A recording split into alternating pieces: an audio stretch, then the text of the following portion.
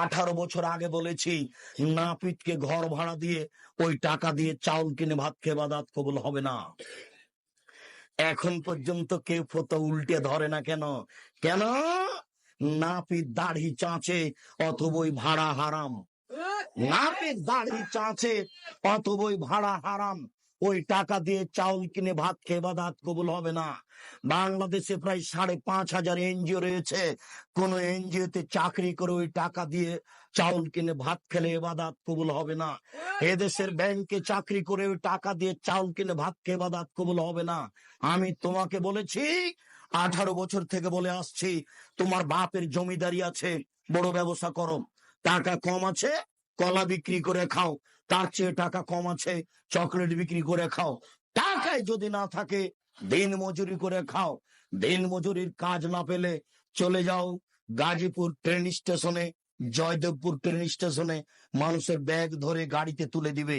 সারাদিন কাজ করলে 300 টাকা পাবা। 200 টাকা খাবে আর 100 টাকা রেখে দিবে। যেদিন বৃষ্টি হবে, কাজ হবে না, সেদিন 100 টাকা খায়ও। যদি 300 টাকায় খেয়ে নাও, তাহলে তোমার স্ত্রী হস্তিনী, এ দিয়ে সংসার চলবে না। ওকে তালাক দিতে হবে, নইলে কে বুঝাতে হবে। তুমি 1 কেজি বেগুন কিনেছো, 5টা বেগুন ধরেছে। যদি 5টাই কাটে, উঠে যাবে। যদি 4টা কাটে, উঠে যাবে। তোমার স্ত্রী যদি 5টাই কেটে রান্না করে, এর নাম হস্তিনী স্ত্রী, চিন্তিনী নয়। এ দিয়ে সংসার চলবে না। একে বুঝাতে হবে, নইলে পরিবর্তন করতে হবে।